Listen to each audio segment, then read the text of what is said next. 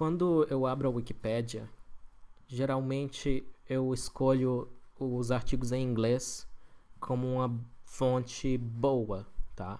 Existe muito preconceito contra a Wikipédia, mas basta você olhar as referências. Se tiver muita referência, muitos periódicos científicos, então pode ser que a Wikipédia seja uma boa fonte, especialmente para começar a aprender sobre um assunto. Só que eu descobri que quando o assunto é a fosfoetanolamina, tem mais informações no artigo em português, olha só, do que no artigo em inglês.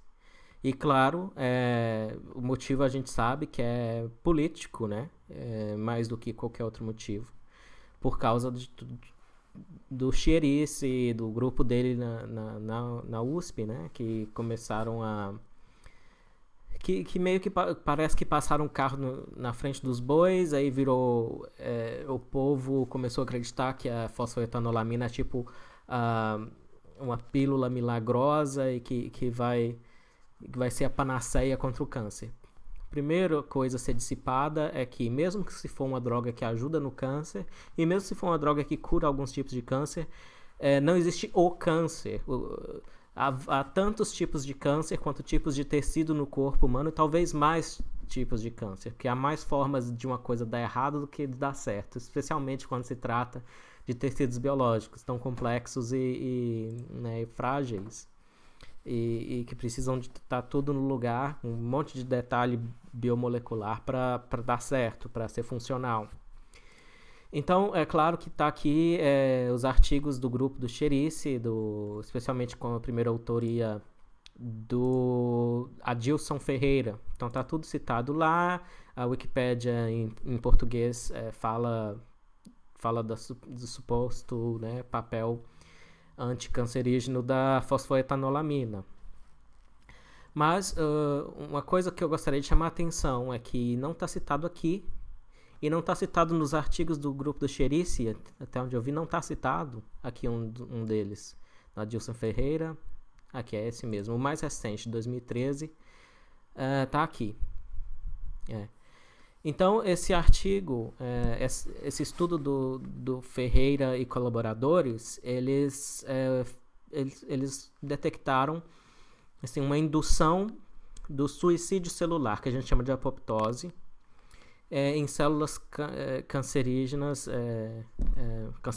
em células cancerosas, mas são células cancerosas de meio de cultura, não são células cancerosas em pessoas. Tá? O problema começa aí. O que funciona para células em meio de cultura não necessariamente funciona para células em organismos humanos. Então, aqui, por exemplo, o modelo deles foi o MCF7, é uma linhagem de células derivada de um câncer de mama, isolado em 1970, numa mulher, numa freira de 69 anos. Eu acho que esse câncer matou ela. Então, os resultados observados pelo grupo do Chierice valem para essa linhagem celular e especular que vale para muitas outras já é especulação, já não é conhecimento estabelecido, entenderam? Mas o que eu achei curioso, como eu estava dizendo, uma omissão curiosa aqui no artigo da Wikipédia em português sobre a fosfoetanolamina, comparei aqui com o artigo em inglês. Pouco interesse. Só tem um artigo aqui, que é o artigo de descrição dela, ou de preparação, na verdade. Então, já sabe por que isso é suspeito? Porque o mundo da língua inglesa, melhor dizendo, a comunidade científica, a língua franca é a língua inglesa, entenderam? Isso não quer dizer que porque não tem tanto interesse na língua inglesa quanto na portuguesa, então o que está dito em português é falso. Não. Mas, como eu disse, tem uma omissão importante, e são dois artigos mais antigos que dizem que a fosfoetanolamina estimula o crescimento. É um fator de crescimento. Está aqui, fosfoetanolamina como um fator de crescimento do carcinoma mamário, câncer de mama, de uma linhagem de células de carcinoma mamário de ratos. E em ciência, assim, não é porque uma linhagem foi derivada de câncer humano Logo, ela está mais próxima de ser humano. A outra linhagem famosa de células, chamada HeLa, por exemplo, existem formas das células HeLa, que também derivaram de um câncer de uma mulher, a Henrietta Lacks. Existem formas dela com 80 cromossomos, 40 cromossomos. Então, tem gente que propõe que essa linhagem de células nem é a espécie humana mais, virou outra espécie. Já evoluiu para outra coisa, porque está mantida há tanto tempo, há décadas e décadas pelos cientistas, em meio de cultura. Então, daí outra coisa. O que pode ser... Essa observada atividade de estimular o crescimento de câncer, de uma linhagem também derivada de câncer em ratos, a gente não sabe se poderia valer para câncer em humanos. Então, no nosso nível de ignorância agora, até onde eu vi aqui, alegar que a fosfoetanolamina vai funcionar em humanos, vai funcionar para induzir apoptose, como foi observado naquela linhagem de células, é tão bom quanto alegar que ela vai estimular o crescimento do câncer e vai piorar.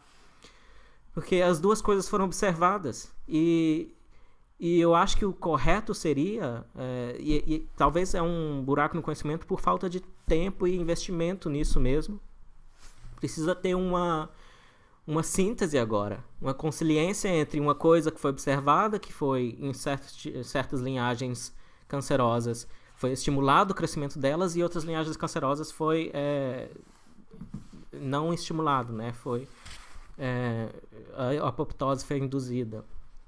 Então, só para ler um pouquinho para vocês aqui, já que esse é um dos artigos ignorados, e parece que Kano Sueoka, apesar do nome soando meio japonês, parece que é um pesquisador ou uma pesquisadora baseada nos Estados Unidos, tá?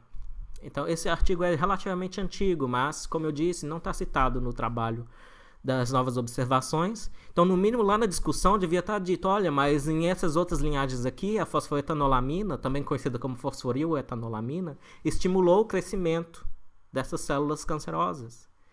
Mas não está dito. E isso é muito estranho, tá? Então, traduzindo aqui em tempo real para vocês o resumo desse artigo de 79, que eles dizem: nós identificamos a fosfoetanolamina como o material que promove o crescimento, esse material é derivado da glândula pituitária, que especificamente estimula a linhagem de 6424 de carcinoma mamário em ratos. Tá aqui bem afirmado nesse estudo.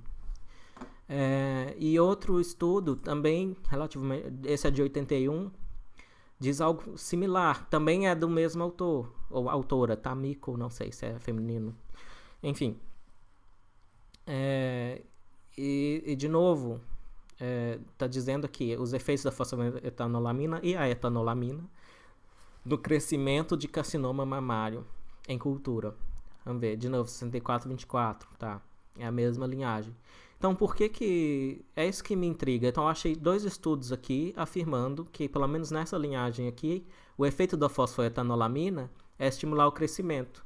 Por que o grupo do Cherice mal cita isso aqui? Né? Porque não basta você fazer o experimento e observar o efeito oposto. Você tem que, pelo menos, discutir que é cedo para dizer que há potencial terapêutico nessa molécula, porque em outra linhagem foi observado o efeito oposto, que ela estimulou o crescimento. Então, imagina essas pessoas que estão querendo tomar isso em fase experimental, a fosfetanolamina vai ter o efeito dessa linhagem aqui, que vai estimular o crescimento do câncer. Então, tem muita irresponsabilidade nesse hype, nessa moda que virou essa molécula, né? E claro, as pessoas salpicam isso com um monte de teoria da conspiração sobre a indústria farmacêutica e tal. E sabe, não precisa disso. Eu vou reconhecer que a indústria farmacêutica tem muita coisa ruim. Tem um livro inteiro chamado Bad Pharma sobre isso, do Ben Goldacre, em que ele discute os casos em que os interesses comerciais da indústria farmacêutica geram um conflito de interesses nos estudos. em alguns estudos, tá? Não todos, depende da fonte de financiamento, às vezes não tem nenhum financiamento da indústria farmacêutica e tal e tal.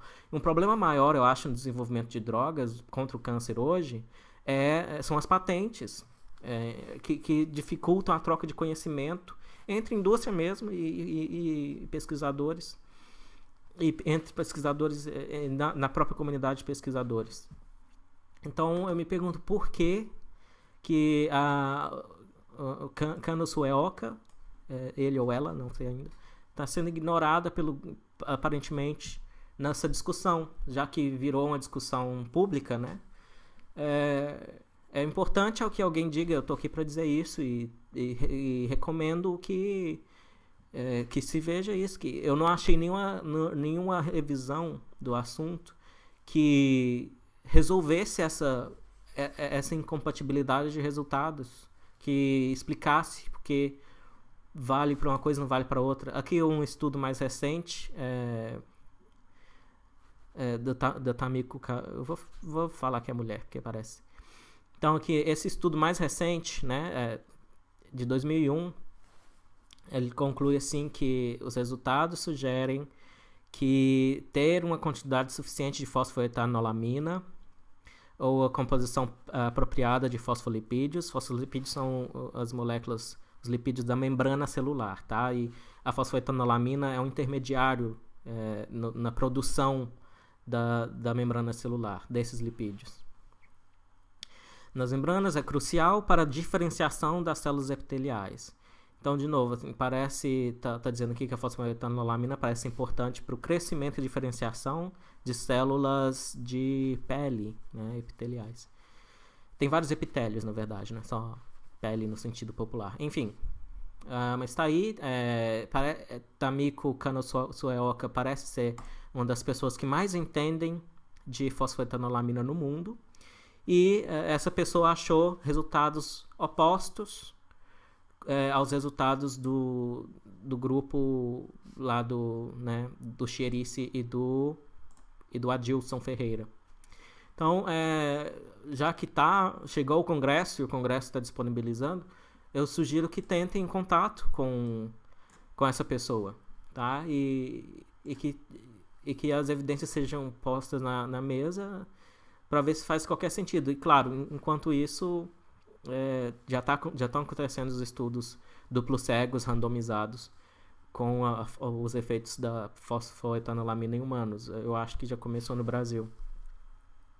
Mas só nesse estágio de ignorância, eu repito, alegar que a fosfoetanolamina é a cura do câncer é tão bom quanto alegar que a fosfoetanolamina exacerba e causa o crescimento do câncer. Tá? É isso que eu gostaria de alertar. Espero que os interessados, especialmente o pessoal que entende de biologia molecular, de bioquímica, de estudos desse tipo, ajudem e comentem aí sobre isso. Espero que tenha ajudado. Um abraço.